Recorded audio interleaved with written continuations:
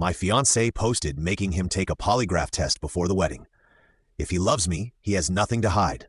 I commented, "Great idea, you first." Then I actually scheduled 2 tests and sent her the appointment. When the examiner asked her the questions I'd submitted about her fidelity, welcome to Seductive Dreams. It would be so much appreciated if you would subscribe to my channel and like the video. Now, without further ado, let's go. I, 33 male, was scrolling through Instagram last Tuesday when my fiancée Bethy's 29 post showed up on my feed. Big bold text over a photo of us from last month. Making my man take a polygraph test before our wedding. If he really loves me and has nothing to hide, he should have no problem proving it. Trust but verify, ladies. Smart bride, no secrets. Pre-wedding test. I stared at my phone for a solid minute. We've been engaged for 8 months together for 3 years total. Wedding was in 4 months. Deposits paid, venue booked, invitations ordered, and she's posting this. She was at her friend Krista's apartment for their weekly wine night. I screenshot the post and texted her, "We need to talk about this when you get home." She replied immediately about what the test. "Babe, it's just smart. My cousin did it with her husband and it gave them peace of mind. You didn't ask me, you just announced it publicly because I knew you'd overthink it. If you have nothing to hide, what's the problem?" I put my phone down, thought about it. She wanted a polygraph test. Fine. Great idea. I typed back, "You first." 3 dots appeared, disappeared, appeared again. Then what? If we're doing this, we both take 1. You want transparency? Let's be transparent. That's ridiculous. I'm not the one who needs to prove anything. Why not? If you have nothing to hide, what's the problem? No response for 20 minutes. Then we'll talk when I get home. She came home around 11 p.m. already defensive. "I can't believe you're making this about me. You made it public without asking me." I said calmly, "If we're doing polygraph tests, we're both doing them. Equal transparency, that's not fair. I'm the one who suggested it, and I'm agreeing with the condition that you go first. Prove you have nothing to hide." Her face went red. "This is typical controlling behavior. Travis, I'm trying to protect our marriage, and you're turning it into some power play. I'm not controlling anything. I'm matching your energy. You want tests? We'll both take them. I don't need to take one. Why not? Because I'm not the one with trust issues. I don't have trust issues. You apparently do since you want me to take a polygraph, so let's both take them and clear the air completely." She sputtered for a minute, then grabbed her purse. "I'm staying at Krista's tonight. Maybe you'll be more reasonable in the morning." After she left, I did something petty. I commented on her public post. "Great idea, babe. Just scheduled appointments for both of us. You're going first, though. Lead by example." Then I actually did it. Found a licensed polygraph examiner. Booked 2 appointments 3 days apart. Cost me $800 for both tests. Sent Bethany the confirmation email with her appointment details. Her test was scheduled for Saturday at 2 p.m., mine for Tuesday at 2 p.m. Update 1. Bethany lost her mind when she got the confirmation email. Called me at work Thursday morning, absolutely screaming, "You can't just schedule something like this without asking me. You literally announced you were making me take one without asking me. I'm just following through on your idea. This is insane. I'm not taking a polygraph test. Why not? You have nothing to hide, right? That's not the point." "That's exactly the point. You wanted to test my honesty. Let's test yours too." "I'm canceling it." "Can't. Non-refundable deposit. Plus, if you cancel, I'm canceling mine, and then I'm commenting on your very public post, explaining that you refuse to take the same test you demanded I take." Silence. "Then you're being a jerk."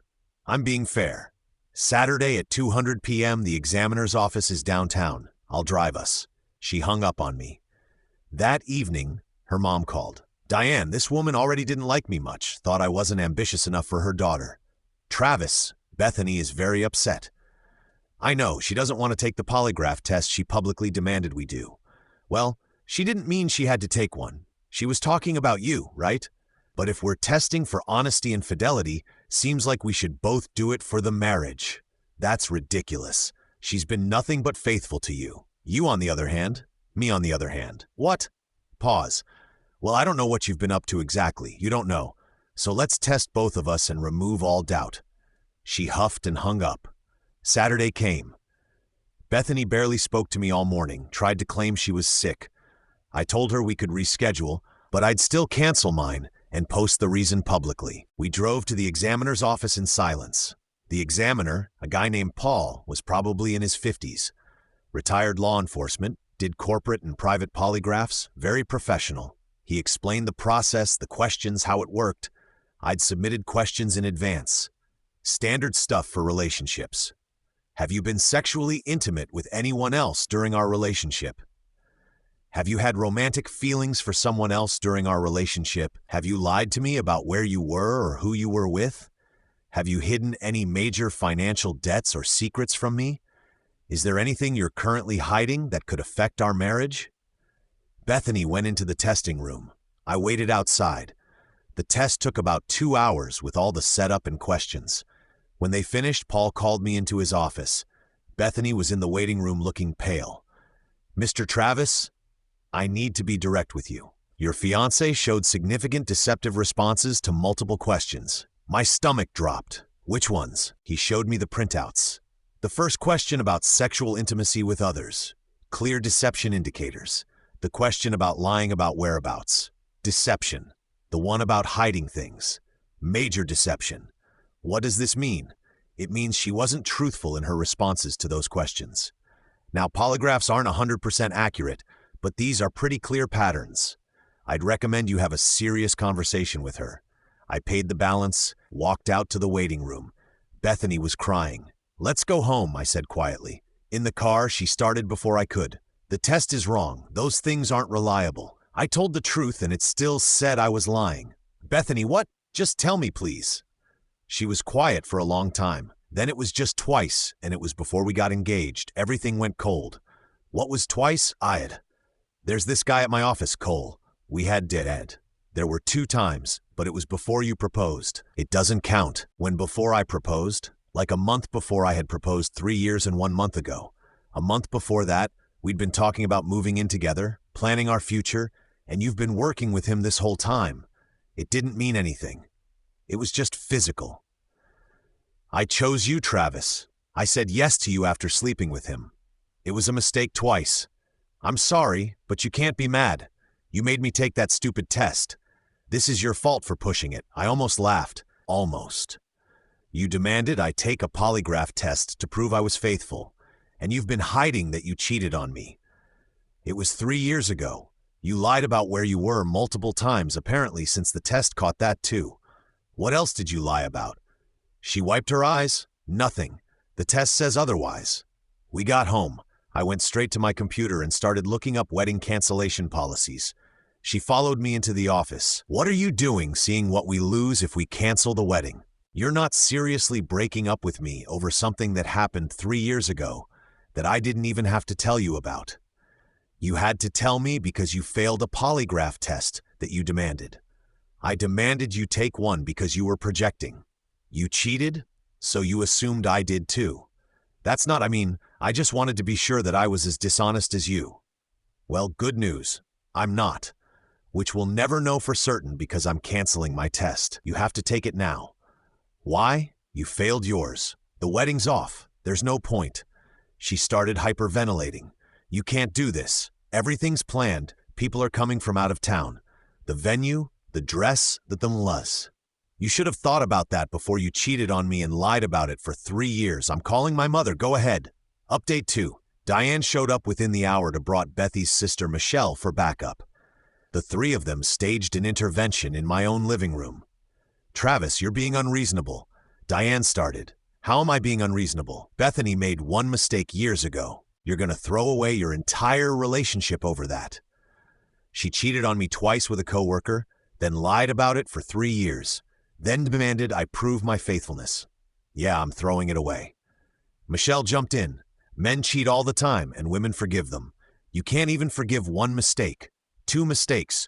2 different times she chose to sleep with someone else, and I'm not obligated to forgive anything." "She chose you," Diane said. "She said yes to your proposal. That means something. It means she settled or Cole wasn't interested in anything serious." Bethany burst into fresh tears. "That's not true. I love you. I want to marry you. You loved me 3 years ago too. Didn't stop you then. We weren't engaged then. So marriage is the only thing that would have stopped you. That's not reassuring." "Bethany," Diane stood up. "Fine. You want to be stubborn? Cancel the wedding, but you're paying for half the losses." She didn't do anything to deserve being financially punished. Actually, check the contracts. My name is on the venue, the catering, the photographer. I booked them. I put down the deposits from my accounts. Her face went red. You can't be serious. Deadly. I'm canceling everything tomorrow. You'll get whatever refunds are available, but most of those deposits are non-refundable at this point. That's thousands of dollars. Should have thought of that before demanding a polygraph test that exposed your own cheating. Michelle got in my face. You're a petty, cruel man. My sister deserves better. Then she can go find him. Maybe Cole's available. Bethany screamed at that and threw a decorative candle at me. Missed, it shattered against the wall. All of you need to leave, I said calmly. Now this is her home too. No, it's not.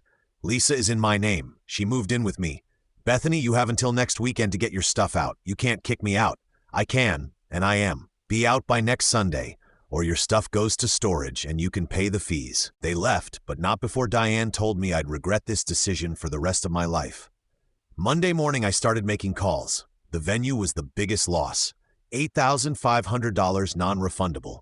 Caterer was $300 to $200 gone. Photographer gave me back half $100. The DJ refunded everything except $200. Total loss about $13,000. Bethy's dress had been $2,800. That was on her credit card. Her problem. The bridesmaid dresses were already paid for by her bridesmaids. My tux rental was $150. No loss there since I just canceled. All told, I was out $13,000. Hurt, but better than a divorce later. But then things got messy. Bethy's Instagram post from the beginning. She updated it. Update. Turns out my ex-fiancé couldn't handle being held accountable. Canceled our wedding because I asked him to be honest. Bullet dodged. No mention of her test. No mention of why things really ended. Her comment section filled up with support. You're better off. Men are trash. He wasn't worthy of you. One of my cousins saw it and called me. Dude, what happened? I told her the truth. She asked if she could share it. I said yes, but to be tactful. Within a day, the real story was circulating. My cousin didn't name names, just said guy's fiancé demanded he take a polygraph test, insisted she take one first. She failed, admitted to cheating, now she's playing victim online. The story got back to Bethany. She called me furious. You told people I cheated. You're playing victim online. I'm just correcting the record. That's private. Your post wasn't private. You made this public when you posted about the tests in the first place. Take it down. Can't take down what other people are saying. Maybe update your post with the full truth. She hung up on me.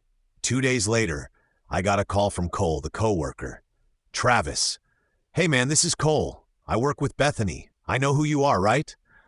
Listen, I heard about what happened, the wedding and stuff. I just wanted to say, I didn't know you guys were that serious when it happened. She told me you were casual. We'd been together 2 years when you slept with her. Yeah, I know that now. She lied to me too, man. Told me you guys were on a break or something. I'm not that guy. You slept with her twice? The second time she said you guys broke up. Look, I just wanted to apologize. I feel like crap about it. Does your girlfriend know? I'd seen his Instagram. He'd been with someone for 2 years now. Long pause. No. Might want to get ahead of that. Bethy's not exactly keeping quiet about anything. He hung up shortly after. I felt a little bad about that comment, but only a little. Final update. It's been 6 weeks since I canceled the wedding. Here's how everything shook out. The first week, Bethany moved out. Her dad came with a truck and her brother. They didn't speak to me. Just loaded up her stuff and left. She tried to take the coffee table I'd bought before we met. I stopped that. She cried about it, didn't care. Found out later she'd moved back in with her parents. Diane's apparently making her life miserable, asking why she couldn't just keep her mouth shut about the whole thing. The second week, some of Bethy's friends started reaching out to me. Not to yell, to apologize.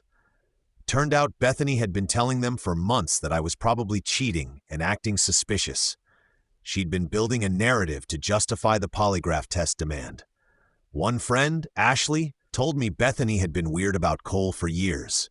She'd mention him constantly. We thought it was just because they worked together, but now it makes sense. Asked Ashley if she thought it was really only twice. She went quiet. I don't know. But Bethany went on a lot of work happy hours over the years. That messed with me for a few days. wondering how much more there was that the polygraph didn't catch. But then I realized, doesn't matter. Whatever the truth was, she'd lied about enough. Third week, I got a message from Cole's girlfriend. Apparently, Bethany had reached out to her to clear her conscience about sleeping with Cole years ago. But in doing so, she'd mentioned Cole had been texting her recently to check in. Cole's girlfriend dumped him. Then she thanked me for the warning I'd given him because it made her press him about his history with Bethany, which led to finding recent texts. So Cole lost his relationship too. Can't say I felt bad about it. Week 4, I got a lawyer's letter. Bethany was threatening to sue me for emotional distress and damage to her reputation. Wanted $25,000. My lawyer sent back a beautiful response. Basically, your client demanded a polygraph test, failed it, admitted to infidelity, and has since posted misleading information online. Counter-suit for defamation being prepared if this proceeds. Never heard back about the lawsuit. Bethy's Instagram went private after that. Heard through mutual friends she deleted the original polygraph post and most references to me. Too little, too late. Week 5. My brother's wife mentioned running into Bethany, a target. Bethany apparently tried to play victim. Travis broke my heart over nothing until my sister-in-law just said, "He dodged a bullet. You cheated on him." Bethany left her cart and walked out of the store. The invitations to our wedding had already gone out. I sent a mass text to everyone. Wedding canceled. Relationship ended. No gifts necessary. No explanation needed. Sorry for any travel plans already made. Got a lot of supportive responses. A few people asked what happened. I kept it vague. We discovered we weren't compatible after all. Most people heard the real story anyway. Small networks talk. Now 6 weeks out, I'm doing okay. Not great. The betrayal still stings. The lying stings worse. The projection demanding I prove something she was guilty of. That stings most of all. But I'm glad I called her bluff. Glad I insisted she take the test first. Because if she'd never posted that Instagram nonsense, I might have married her without ever knowing. The $13,000 loss hurts. But it's cheaper than a divorce and way cheaper than a lifetime with someone who lies that easily. Bethy's apparently seeing a therapist now. Good for her. Hope she figures out whatever made her think that Instagram stunt was a good idea. As for me, taking a long break from relationships, maybe forever, who knows? Trust isn't coming easy these days, but at least I'm not planning a wedding to someone who'd cheat on me and then demand I prove I hadn't cheated on her. The irony still makes me laugh sometimes in a bitter, this is my life now kind of way. Someone asked if I regret pushing for her to take the test first. Absolutely not. Best $400 I ever spent. Saved me from years of wondering, of half-truths, of finding out 5 years and 2 kids, and that my wife had been lying since before we got engaged. The polygraph test was her idea. I just made sure it actually served its purpose, revealing the truth. She wanted transparency? She got it, just not